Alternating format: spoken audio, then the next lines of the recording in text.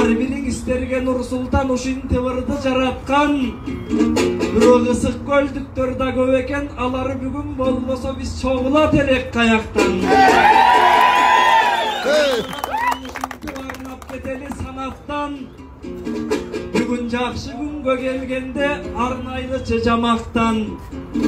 Жанаң Акбарганма чакырып Нурсултан ырда деп айтты. Айланайын мурасым уактымдын албайын ушундай мага кеп айтты. Анан дарооң эле хоп дейсиң, кантип анан жок дейсиң. Ишкасын деп турамын тигиң Акбар баланын талабы. Көлдүктөр көбүрөөк келиптир, көрүнүп турат жанары. Биз дагы көлдүктөрдүн жарында нарын баткен тараптын көрүнүп калсын караны.